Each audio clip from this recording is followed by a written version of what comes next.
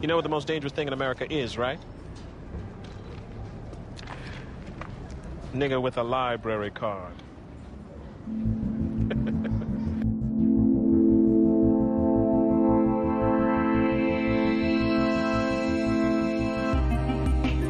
This is the Most Dangerous Thing in America podcast, a show in which we read books by black authors and they're talked about by a black author.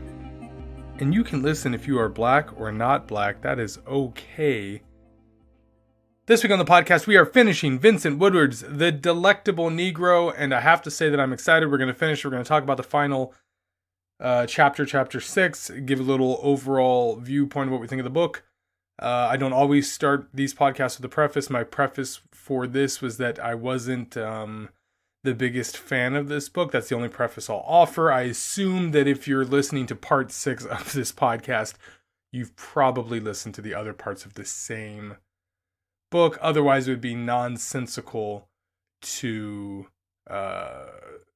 just jump in chapter 6. So if you are listening to this podcast for the first time, 1, you should go read the book, and 2, you should go listen to the other parts unless you've already read the book and you just wanted to listen to this part. You know what to do. I'm not going to talk about it anymore. All right, the 6th chapter is called The Hungry Nigger. Hard R. His spelling. Okay, his spelling. I'm doing that the Kanye meme where he's talking about what kind of doctor it is. I'm not going to say what kind of doctor it was. Right? Anyway, the hungry nigger with the hard R, that's the final time we're going to say it.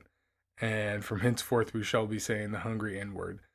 Just because the hard R, it's really just never pleasant to hear. Nobody wants to hear that.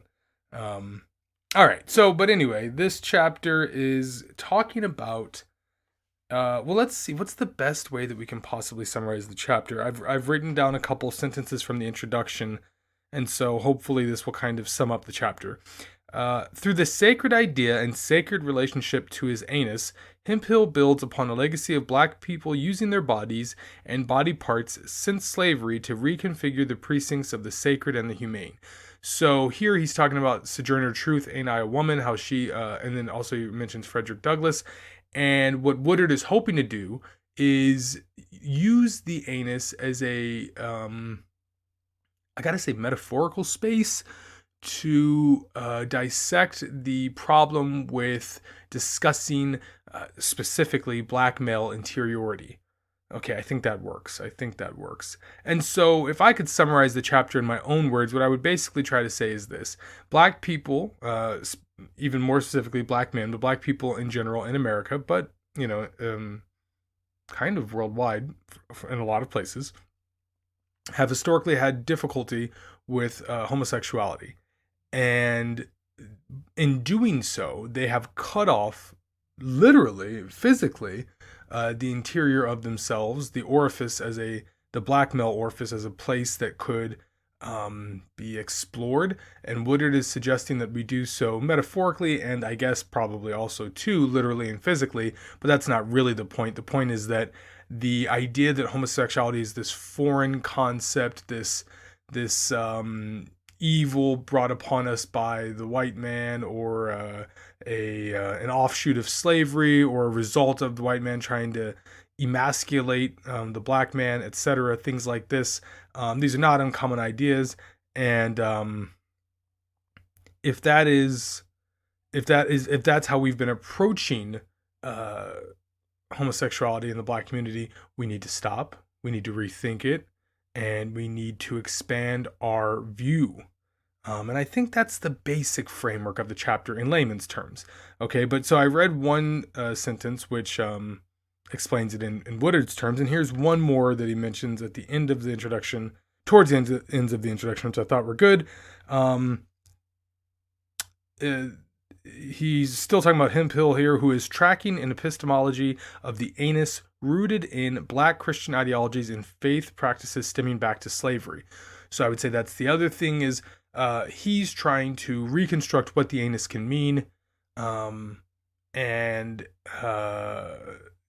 pointing out that it has been defined for us by it's black Christian ideologies, also white Christian ideologies, and faith practices that stem back to slavery. So hopefully that makes sense. Now, I will pause here and say that I think it's impossible to read the phrase, the epistemology of the anus, or to read the phrase sacred relationship to his anus and not giggle a bit. And I was thinking before I said this on the podcast, like, is that true because you are a heterosexual man who thinks that the anus is funny and your mind is messed up? And are you exactly what Woodard's talking about? So then I replaced it with vagina. And I think tracking an epistemology of the vagina and a sacred relationship with the vagina is also funny. That might also just be misogyny. A sacred relationship with my penis? Hilarious. So I gotta just say that I think that if you have a sacred relationship with a body part that's used for sex, or really any body part, it's just kind of inherently funny. So I just have to get that out of the way so that I don't laugh at any part in the podcast. I mean, I have a sacred relationship to my ear, it's just kind of a funny turn of phrase, I think.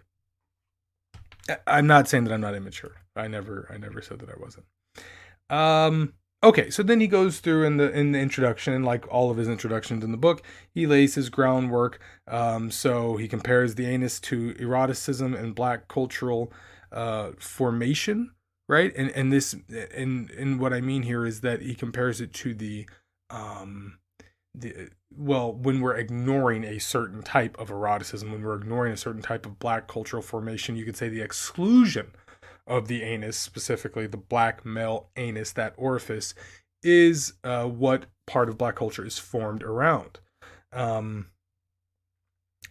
yeah, so ultimately he's trying to localize this interior in the anus. This is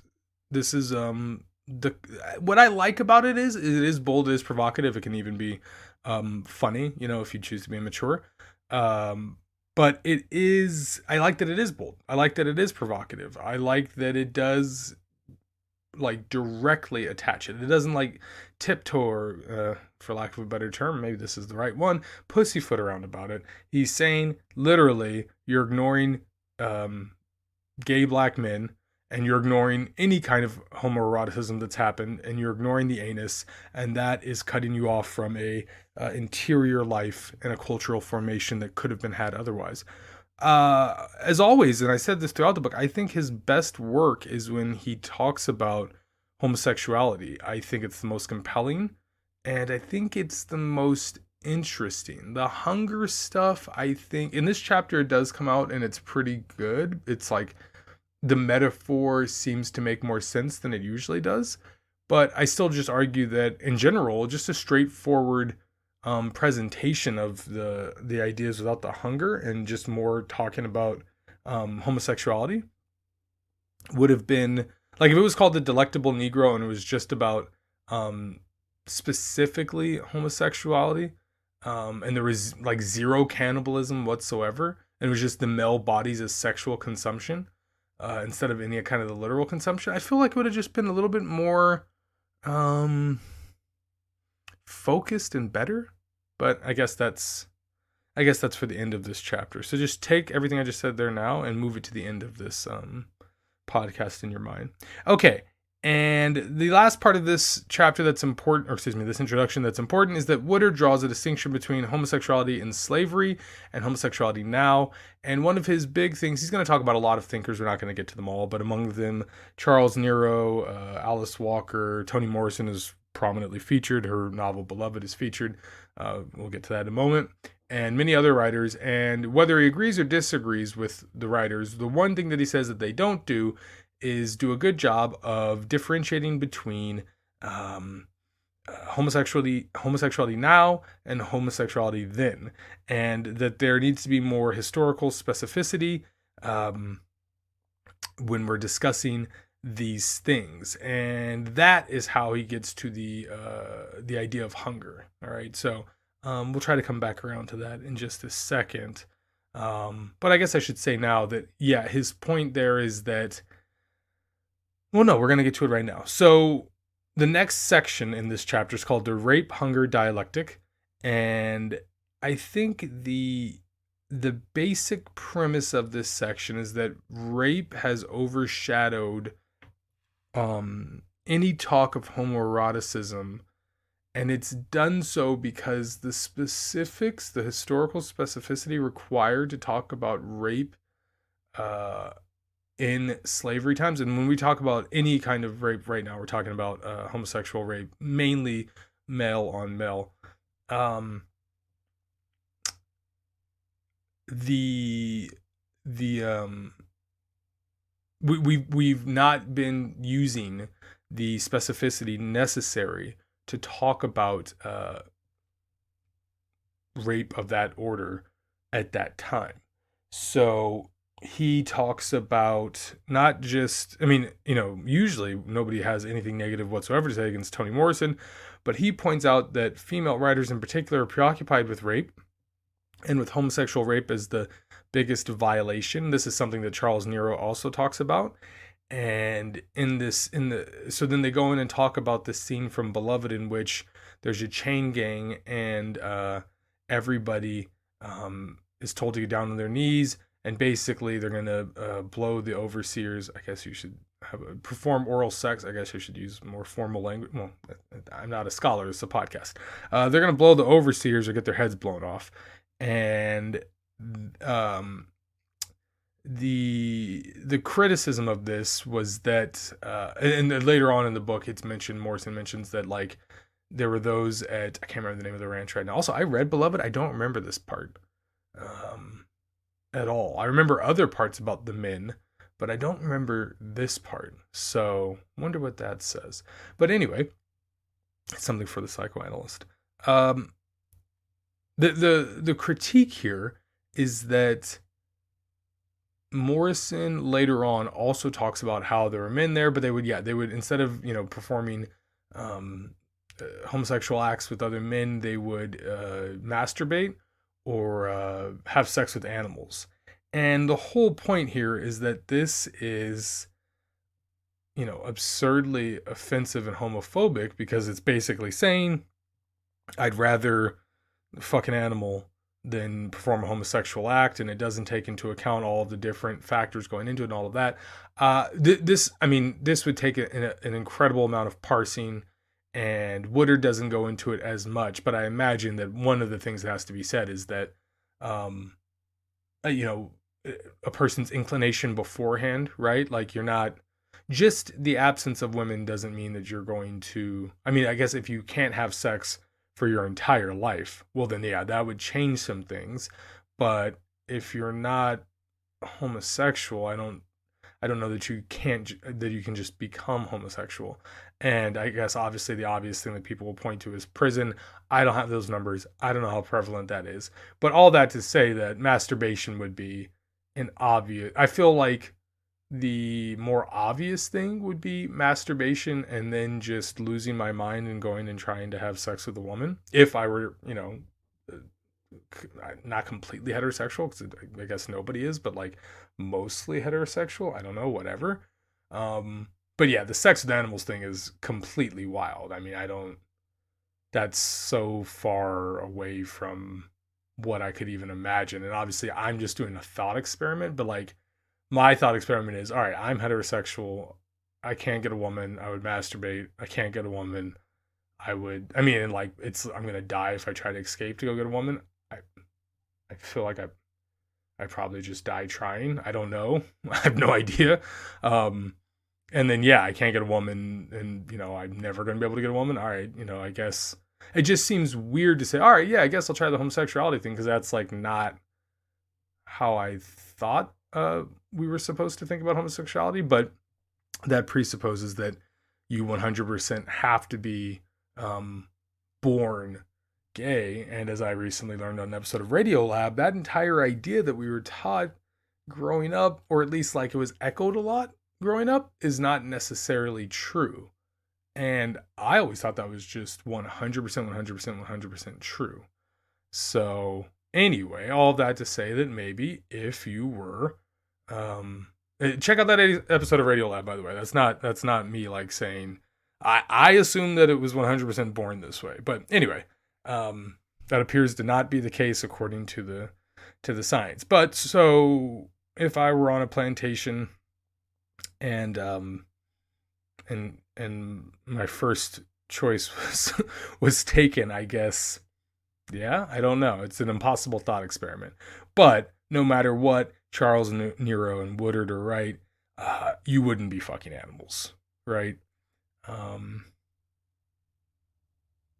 Yeah, that, and then it makes me think about that how wild it is when you do hear about like people in rural areas. I'm not saying that this happens in every rural area, but there was famously that politician who said it on the radio like 15 years back. Um, it's crazy to think that people would do it. I mean, that's nuts. Anyway, a lot to parse there is the point. The overall point is that Morrison's claim has some homophobia in it, and Nero and Woodard suggest that sexuality was more complex than it's portrayed in that section of Beloved. And then there's the concept of why this is the case. Why is homosexuality viewed as such a violation? And the breakfast, as it's called, because when they're on the chain gang and they're forced to kneel and give the overseers oral sex, it's called the breakfast. And that's also where the title of this chapter comes from. The hungry N-word. You thought I was going to say it again. Told you I wasn't going to say it again. The hungry N-word, that's where the title of this chapter comes from. And Woodard poses the question, like, can you even make a heroic, noble man from somebody who is involved in the breakfast scenario? And I think that's a worthwhile question. I think that the demeaning of the black man in these scenarios, and we're talking specifically about black male rape. I am not erasing. This is not a ratio of black women being raped. Specifically, Woodard's talking about this because we never talk about it. So, in scenarios like this that are described by Morrison, it feels impossible for there to be any kind of heroism or noble act from such a man, and what we're trying to create is a heroic black man in our literature. And if that's not a violation, if they're not disgusted by this, which they should be, it's rape, but overall homosexuality, right? Because then it just gets lumped in with everything else. So if it's not viewed as this violation and it's tied to these original demeaning acts, right, then how can we be creating heroic, noble characters? So there you go. That's kind of that section. And then finally, from this chapter, it ends with this little quote here from Woodard, which kind of reinforces some of what I was saying. He says, but what Morrison does, mainly through the public staging of black male hunger, this is where on the chain gang, he's asked, are you guys hungry? And but are you hungry? N-word, like that. And he says, yes, boss, we're hungry. But what Morrison does, mainly through the public staging of black male hunger, is hint at the range of interpretive implications of black male hunger, with hunger serving as metonymy for needing, wanting, being made to taste, lack, and the taboo desire to be filled. So that's the tie-in there, where the homosexual act becomes tied to hunger. And it was made to be tied to hunger. So that separates it from the voluntary homosexual act of later times. And I think this is the point of that historical specificity that Woodard spoke of earlier, that's lacking when Nero and others rightfully critique Morrison, but don't point out the difference between our present times and then. It's one thing that Morrison may have accidentally got right. And then that way, it's not different than last week with William Styron accidentally painting a apt picture of America through his version of Nat Turner. I am more willing to give the benefit of the doubt to Toni Morrison for many reasons than William Stein. All right. And then after that, I mean, I think, there's a couple more sections. I'm going to go through these faster. I thought the first two sections were the most interesting to me. The next section is called Theorizing the Black Male Orifice. So I'm just going to read some main points that I wrote down here. I have 3. The first, this is a summary. The organizing principle of Afro-America is the phallus-vagina construct, but no one has discussed the male orifices. So it's always the dominating phallus, the taken advantage of vagina. I don't have a good word for that. But it's never like, it's never ever about the male anus. Now, with any of this that's in this chapter, it's kind of difficult because you can think to yourself, well, is that true in white culture? We're not the only culture who's ignoring it. I guess the pushback from Woodard and others would be, right, but there is more acceptance. And the reason that there's less acceptance in the Black community is specifically because of the, all of everything we just covered in the first half of this podcast, which is that there's this tie to the idea of homosexuality and violation dating back to slavery. Not that it didn't happen, but that's the only way we view it. And that's kind of one of the, I guess I should have brought that up too. That's one of Nero's critiques as well. And one of his points about why, like that Morrison passage is so homophobic. You're saying that these guys would rather lay with animals than each other. And we only view sex with men in slavery times as rape instead of, just 2 dudes. So that sounded romantic. 2 dudes. Anyway. All right, so that's the first section. The first point. Second point, Woodard ties the incest represented in Black literature as a reaction to the cloistered aspects of slavery. And so here he is talking about the tight place, which is how an act of incest is described in, I believe it's The Invisible Man by Ralph Ellison, and how this father rapes his daughter. And says he was in it's referred to as the tight place. And then there's another passage, I think it's in an Alice Walker novel, or no, maybe it's a Toni Morrison novel, where she talks about the idea of the phallus being intrusive. So rather than it, this idea of like this hard decision of like, should I or shouldn't I rape my daughter and commit incest, it's actually more like the phallus is at fault rather than the decision leading the phallus astray, this kind of thing. So he connects that dot, and then from there we extrapolate into the idea that the tight place could be, instead of, right, this violated vagina, it could be the anus, right? And instead of thinking it as of an emptiness, which he quotes a thinker who talks about Black history being emptiness, instead of thinking of it as an emptiness, we could think of it as something else. And so he suggests on page 225 that to counter the spatial logic of the tight place as emptiness, void, chasm, and vacuum, we might begin to think in a more concrete manner about the correlation between the geospatial places and the interior space of the eroticized male mouth and anus.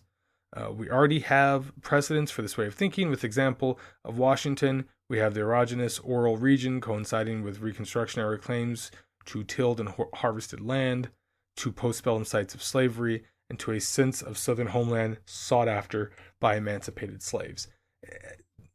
It's a lot to connect the, I think it's a difficult idea to keep in your head, the correlation between actual geospatial places and the interior space of the eroticized male mouth and anus. I just think that that's a difficult thing to do. But that is, I think, the sequencing as best I can do it in that section. So just to recap there, we go from the vagina phallus construct.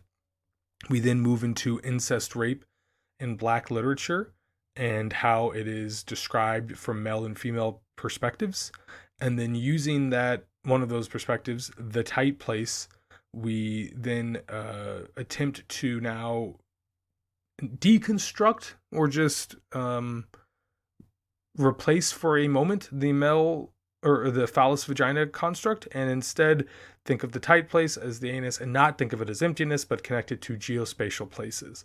I just would say that that's a very difficult concept in general. So there you go. And then the next section is called the black male sodomite. This, I think, is a good point here. Woodard talks about the fact that the anus should be thought of as a communal space between two black men.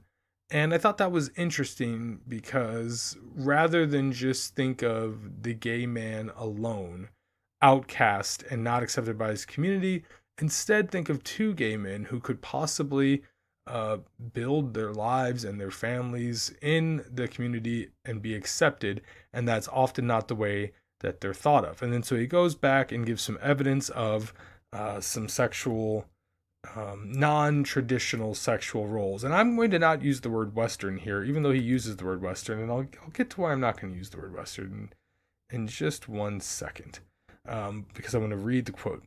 He talks about the sentencing of Congo and Creole.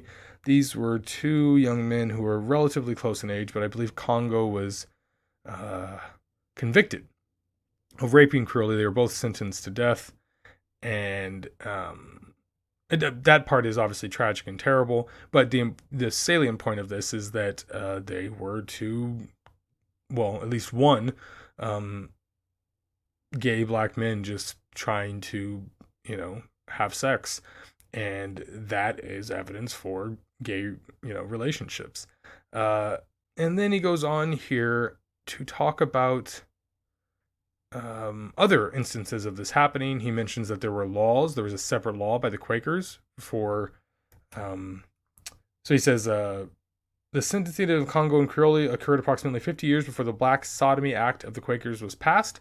The Quakers felt the need to craft separate sodomy laws for blacks, as there were probably occurrences of sodomy among blacks prior to 1706. I think that's great deductive reasoning, and I think that a lot of the book focuses on the idea that we should go back and reread things and read them with the lens of like, oh, there's the possibility that like this was meant this way and that was meant that way. But I really think that something like this is much more convincing. Like, oh, they had to pass an act about sodomy. That means sodomy was going on. Boom. I mean, that's better than me reading like the Frederick Douglass passage that I read back in the first or second chapter and going like, oh yeah, he could have meant it this way. Like, I don't think he meant it that way. I don't even really care. I mean, I definitely don't care, but like, I just don't think he meant it that way. So, but this is me reading this going like, oh yeah, 100% there was sodomy going on. Makes more sense. So I thought there's a lot of good evidence in this chapter. And then but my only critique here is that some of the evidence gets a little bit mixed up because he starts talking about roles in traditional African societies that are not gender specific. Like there would be people who were thought to have been possessed by a female spirit, and so they would get to dress up like a woman, and sometimes depending on the culture they might perform sex acts with married couples and things like that. But then it's getting into like a weird space because gender and sexuality and all of that, it's not exactly what he was talking about, I didn't think, because I think obviously that the gender and sexuality conversation are two different conversations. At least that's what I've been led to believe, right? That's what I've been taught. So if that's not the case, I stand corrected, but I'm pretty certain that that's the case. And obviously they're connected in some ways, that at the very least, like the communities have dialogue with each other. So that's something. But I thought that it wasn't the strongest evidence. I also think that those ideas cherry pick a little bit. And that's why I don't like to use the term Western here. I'm sure that there were communities in Europe that weren't, adhering to quote unquote Western principles. And so really it's Christianity and other, Abrahamic religions that impose their worldview on pagans of all stripes, right? So quote unquote pagans. So I don't really think that necessarily has to do with Western and non-Western. There's just also the trouble of what does Western mean, because the African is certainly not Eastern, but he's certainly not Western. And what about you know, Turkey, right? I guess they're like, what about the Middle East in general? Is the Middle East Eastern, Western, its own thing? It's the Middle East. Africa's the West, or it's the East. What about South America? What's Guatemala? You know, like, I guess it's the West, but I think really when we say the West, we mean um, the ruling powers that have shaped the last several centuries, and that's only really a few countries, you know? So it just seems odd to be like, oh yeah, Western, when it's like geographically hundreds of countries, but really truly like a few countries. And then to say Africa's not Western seems odd. So I just don't like that term Western. I also don't like the idea that, like, because we can point to a few communities where they had some non-traditional gender roles, that is like evidence that there was more fluidity in Africa than previously thought. It's a really big continent. A few places isn't enough to satiate that idea in my head. To satisfy that idea in my head, not satiate. So that's my only critique of that. And then, yeah, I want to end here. Oh, there's one more section. Oh, okay, so I'll go back and with my lighthearted note. And then, okay, the last section is called the anus in diasporic context. Yeah, so this has a lot to do with the idea that, like, slavery created homosexual black men. He quotes a Cuban writer who basically claims as much. He says, like, older Africans who came over and saw effeminate black men were like, oh, what the hell, we weren't like this in Africa, which is also, you know, also probably not true, but, like, maybe. I have no idea. It's probably, like, at least a little bit true, right? But it's definitely not true that there were no gay people in Africa, so we know that that's bullshit. So Woodard points out, and it's, you know, most likely true, that if you see, it's the reaction, right? If you see that, you come over and you see that black people are being demeaned and treated as property, and then you see some that have quote unquote turned gay, then you're like, oh yeah, that's the connection. You've been treated like property, and now the white man has stripped you of your masculinity, and now you're gay. So yeah, it makes sense why they would have. Well, it doesn't make sense, but, you know, or that it makes sense in the sense that we have seen that leap in logic happen for like 2 centuries since emancipation, or whatever, 150 years. So 150 plus years. So there you go. But then, yeah, okay, my last little point here is that Woodard says, and this is almost 4 pages before the book ends, or 3 pages before the book ends, this pattern European response to differing African codes of gender and sexuality conveys how crucial the management of African bodies and erotic desires was to the consolidation of European imperial power in the Americas. This is what I was kind of pushing back on just a minute ago. The patterned European response to different African codes of gender and sexuality makes it sound like no Africans would have had this response, and perhaps some of them would. And I'm very curious about that. I wonder if there were African societies that encountered other African societies who had differing codes of gender and sexuality, and they were like, no, definitely we're not with that. My guess is yes, because I think that that's just as much a phenomenon, right? Like, if one of the phenomenons is that a lot of cultures have had homosexuality and gender fluid roles in them, another phenomenon it would follow would be that there's always been cultures that are like rabidly against it and really weird about it. And so I just think it's odd to say that, like, until the Europeans showed up, nobody else looked at this behavior and thought, oh no, right? Like, I'm sure some African society would have looked at that behavior and gone, oh no, just as other African societies would have looked at other behavior and gone, oh no. My point just being that the prejudice would exist regardless, not that it should exist. And I also think that I just would be more interested in, like, when rather than calling it a European response, more of calling it like a capitalistic response, because I think the management of bodies has more to do with commerce than culture. But maybe I'm being overly semantical, arguing for no reason. That's possible. Okay, we end on a light note, and then just quickly my overall thoughts. The light note is not truly a light note. This is a book about black people being eaten and consumed by slavery, so we take what we can get. But discussing some characters from the last, not characters, historical people from the last chapter in the book, he says, someone such as Mingo, alias Cock Negro, had a suggestive African first name and was executed for quote-unquote forcible buggery. Folks, the man's name was Cock Negro, and I don't really think I need to say anything else. A fantastic name. Very well done. 10 out of 10, no notes. Wish he wouldn't have been forcibly killed for buggery. Wish he wouldn't have been stolen from his homeland. Should have never had the alias.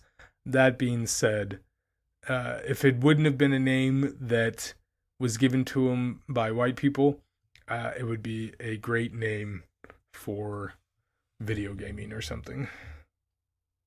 Or I guess porn. Okay, overall, the book. Yeah, I think I've given my thoughts throughout. I don't think I need to go into it too deeply. I wish it was a bit more focused on homosexuality. I think that would have made the focus of the book better altogether. I think the hunger aspect was not as important, or if it was going to be included, it should have only been included in the context of sexual consumption. I think any of the physical acts of hunger could have been greatly reduced in terms of their importance. There could have been a lot less dwelling on it, and there could have been even more presentation about homoeroticism, its relationship to hunger, the desire for the black body to be sexually consumed. I think there's a lot of meat on the bone there. So once again, not intentional. Okay, that's gonna do it. I've done enough on this book.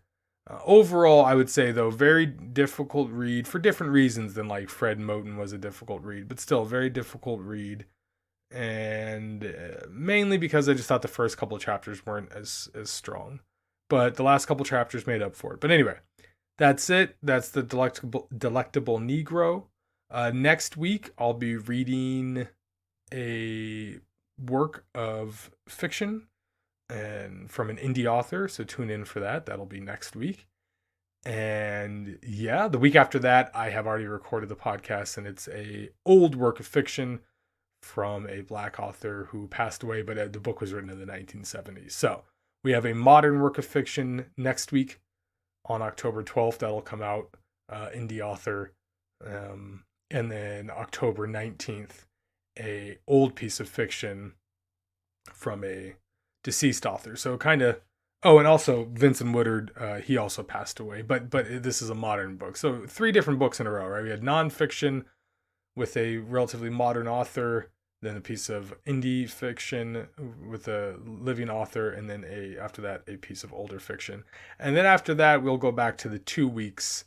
I just felt that because I'd taken so long to get to this book, I wanted to soldier through and get weeks or chapters 5 and 6 done in consecutive weeks, and then that had pushed back my schedule for the indie book. So we're motoring along, we're pushing everything forward, we're getting there, and then we will have an episode October 5th, that's today, October 12th, October 19th, and then after that, the next episode will be in November, and then will be 2 weeks as we go every time after that. If you are an indie author and you hear this podcast, send me a book. I'll read your book.